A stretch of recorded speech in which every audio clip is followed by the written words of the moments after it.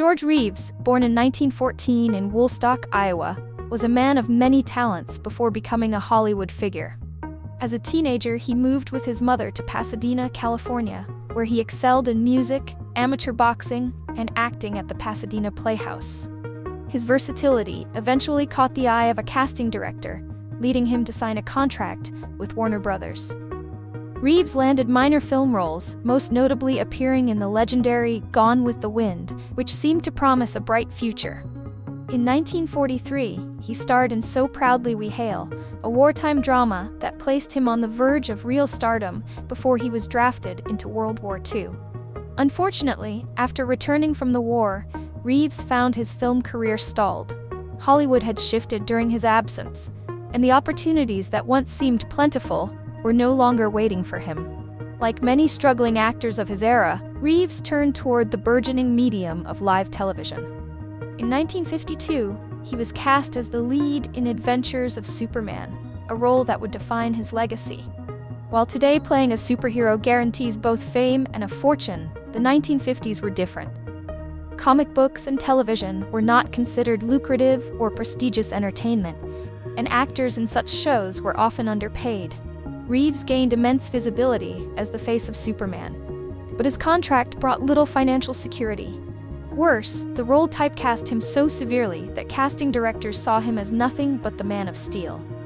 Reeves found it nearly impossible to book non-Superman roles, and even when he did, filmmakers often disguised him heavily so audiences wouldn't recognize him. This unusual dynamic, famous but not wealthy, beloved yet creatively trapped, took a heavy toll. Reeves turned to public appearances, promotional events, and even staged wrestling exhibitions in costume to supplement his income. Yet these efforts came with risks, including one unsettling incident in which a young fan brought a loaded gun, hoping to test Superman's bulletproof claim. Reeves talked the boy down, but the episode underscored how deeply the public conflated the man with his fictional persona. Over time, the constant pressure, lack of artistic growth, and ongoing financial worries fueled Reeves's growing struggles with alcohol and personal frustration. He was adored by millions, but privately burdened by the reality that his most famous role had both made and trapped him. Among the many strange moments tied to George Reeves' life as Superman, one story stands out as both unsettling and revealing of how deeply fans believed in his on-screen persona. During a promotional appearance in costume, a young boy arrived with a loaded gun, determined to test Superman's supposed invulnerability. Faced with a potentially deadly situation, Reeves kept his composure and cleverly diffused the tension by calmly explaining that while the bullets might indeed bounce off him, they would ricochet into the crowd and harm innocent people. His quick thinking convinced the boy to hand over the weapon, preventing what could have been a tragic incident. This event illustrated the fine line Reeves walked between reality and the public's perception of him as an invincible hero, a burden that blurred his personal identity and complicated his life in ways few actors have experienced. That blurring of reality and fiction seemed almost hauntingly echoed in the final hours of his life. On June 15, 1959, Reeves returned to his Beverly Hills home on Benedict Canyon Drive after an evening out with his fiancée, Leonore Lemon. The couple had gone to dinner and drinks before arriving home close to 11 p.m., where a house guest, writer Robert Condon, was staying. Later that night, two neighbors, William Bliss and Carol Van Ronkel, also stopped by. By around 1 a.m., Reeves, visibly irritated and in no mood for a party, excused himself from the gathering and headed upstairs to his bedroom. What happened next was eerily foreshadowed in a chilling exchange. Moments after Reeves left the group, Lemon casually and cryptically remarked to the others, "He's going to shoot himself." As they sat downstairs, they heard the distinct sound of a bedside drawer sliding open. Lemon doubled down on her grim prediction, saying, "He's getting the gun out now and he's going to shoot himself." Seconds later, a single gunshot cracked through the quiet house. Bliss immediately ran upstairs and found Reeves lying dead on the bed, a fatal gunshot wound to his right temple. He was naked, his feet still on the floor, with a Luger pistol lying between them. Downstairs, the remaining guests continued drinking as police were called, an unsettling calmness hanging over the scene of what would become one of Hollywood's most enduring mysteries. The scene that greeted police in the early hours of June 16, 1959, was as strange as it was grim. George Reeves was discovered in his bedroom, lying on the blood-soaked bed with his feet still on the floor, completely naked. A fatal gunshot wound pierced his right temple, and a German Luger pistol rested between his feet, an unusual placement for a self-inflicted shot. Even stranger, the spent casing was found beneath his body rather than nearby, raising questions about how it could have ended up there after firing. Blood spatter marked the ceiling where the bullet lodged, suggesting his head had been positioned almost horizontally at the time of the shot. When investigators examined the weapon, they found it had been freshly oiled, which conveniently erased any fingerprints that might have confirmed who pulled the trigger. Downstairs, Reeves' fiancée Leonore Lemon, writer Robert Condon, and the two late-night visitors continued drinking, apparently unfazed by the sound of the gunshot or the unfolding tragedy above them. To add another layer of suspicion, the body was quickly washed and embalmed before a full autopsy could be performed, eliminating potential evidence such as gunpowder residue that would have indicated whether Reeves had fired the weapon himself. Despite these irregularities, the Los Angeles coroner's office ruled the death a suicide. They cited the bullet's angle, the wound's trajectory, and the position of Reeves' body as consistent with a self-inflicted shot. Supporters of the suicide theory argued that Reeves was despondent over his stagnant career. Typecast as Superman, he struggled to find meaningful work beyond the iconic role, and his financial situation remained precarious despite his fame.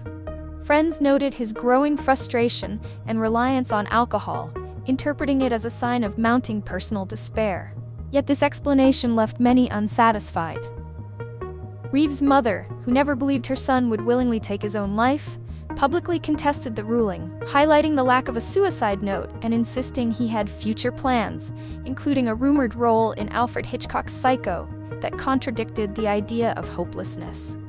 The quick embalming, the odd placement of evidence, and the strange behavior of the house guests left lingering doubts about whether George Reeves' death was truly as straightforward as the official report claimed. Another theory suggests that George Reeves' death was not planned, but the result of a volatile confrontation that spiraled out of control. His fiancée, Leonore Lemon, was widely known for her fiery temper and unpredictable behavior. In the days leading up to his death, she had reportedly been fooling around with the same German Luger that would later kill him. Investigators also discovered 2 additional bullet holes in the bedroom floor, shots fired before the fatal one. Lemon claimed one was from an accidental discharge a few days earlier while playing with the gun, but she gave no explanation for the second.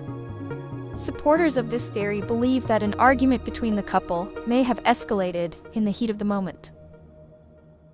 Perhaps Lemon, in a fit of rage or recklessness, fired the gun, either as a threat or by mistake. To avoid scandal and protect Lemon, the 3 other house guests may have agreed to present the incident as a suicide. The fact that they remained downstairs drinking after hearing the gunshot only added to the suspicion of a hurried cover-up. But for many, the accidental shooting theory doesn't explain the full complexity of Reeves' life or his death. A darker possibility points to deliberate murder orchestrated by powerful Hollywood figures. For most of the 1950s, Reeves had been romantically involved with Toni Mannix, the much older wife of Eddie Mannix, an infamous MGM fixer with deep ties to organized crime. Eddie was known for solving problems for the studio, whether through bribes, intimidation, or more lethal methods. Though Eddie appeared tolerant of Toni's affair with Reeves, sometimes even vacationing with them, it's rumored that things changed when Reeves ended the relationship and began a new life with Lemon. Toni was reportedly devastated by the breakup, and some say her heartbreak turned into vengeance. In the months before Reeves' death, he survived several suspicious accidents, including a near-fatal car crash on his own street where the brake fluid appeared to have been drained. Years later, Toni allegedly confessed to a priest that she and Eddie had Reeves killed, a claim corroborated by her confidant, Edward Lawsey. If true, Reeves's death was not a suicide or accident, but a calculated hit, possibly carried out while the guests distracted themselves downstairs. This theory paints his demise as the result of jealousy, power, and Hollywood's hidden underworld. One of the most unsettling elements of George Reeves's death was the presence of 4 other people in the house at the exact time of the fatal shot. Yet none claimed to have seen what really happened. Leonore Lemon, Reeves's fiancée, along with writer Robert Condon and neighbors William Bliss and Carol Van Ronkel, were downstairs drinking when the gunshot rang out. Strangely, it was Bliss, the least familiar with Reeves, who immediately ran upstairs and discovered the body, while the others stayed put. This odd detail has fueled speculation that Bliss' appearance that night may have been more than coincidence. Some suspect he may have been a distraction, intentionally brought in to occupy Reeves, while another person, perhaps even a hired hitman, slipped upstairs to carry out the killing. The lack of windows in the bedroom means any assassin would have had to pass the guests to reach Reeves, unless someone had already been hiding in the house. The guests' calm behavior after the gunshot, reportedly continuing to drink until police arrived, only deepens suspicions of a possible cover-up. Even decades later, Reeves' death remains shrouded in mystery, with suicide, accidental shooting, and calculated murder all viable possibilities. The case highlights the murky overlap between Hollywood glamour and its hidden shadows, where powerful figures could manipulate narratives, erase evidence, and protect their own interests. Despite the coroner's official ruling of suicide, the rushed embalming, missing fingerprints, unexplained bullet holes, and conflicting witness statements leave many unanswered questions. Those closest to Reeves offered conflicting accounts of his state of mind, with some claiming he was depressed and frustrated over his stalled career, while others insisted he was optimistic about new opportunities.